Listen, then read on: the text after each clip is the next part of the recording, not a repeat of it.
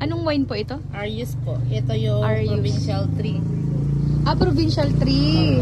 Ayos. Once a year mo lang po ito makikita yung bunga niya po dito. Minsan po, hindi. Talaga? Kaya pag nagpunga po ito, inaano po talaga yung bunga. Arius wine. Cheers. Nabutin pa ng taon bago maging wine yan. Tagal. Ang tamis! Oh, yan yung pinaka-bestseller dito. Gusto ko pati, paubusin mo na sa akin yan. Okay, maglalasing sa Batanes. Yan yung Ito ang ganito, pinaka-bestseller sa lahat. 400. Pero ito, yung malaki. Para siyang grass? Hindi naman. Hindi po. Tree po siya. Kahoy po. Yung Arius tree. Opo, kahoy po siya. Alam mo yung parang same siya sa lasa ng lemongrass. Oo. Parang lemongrass. Tanglat. Opo, opo.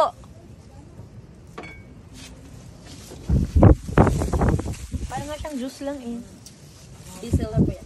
Nalalasing po sila dyan? Maganda, ha? Nalalasing sila. Opo. Pero Ito hindi kasi, naman. ma'am, ang magkaganda po kasi sa wine na ito, pag habang tumatagal po siya, lalong umaano po yung sarap niya. Yung Tumatamis? Opo. Yung lasa niya po. Lalong umaano po siya. Tapos ito po yung Thank mga you. wine, ma'am. Hindi mo po ito makikita sa Sa mga tindahan, dito lang talaga. Makikita niyo lang po ito pag may mga okasyon gaya ng kasal. Yan.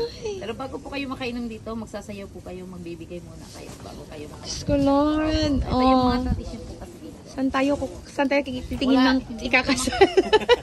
hindi mo ito makikita doon. Dito lang talaga to. Salamat Yung for letting me taste your wine. Ito yung may-ari nito, siya yung talagang gumagawa nito. Nakataste ako ng wine dito sa Sabtang. Sabayan din yan. Binibili nila yan, prutas pa lang. Yung hindi pa siya wine.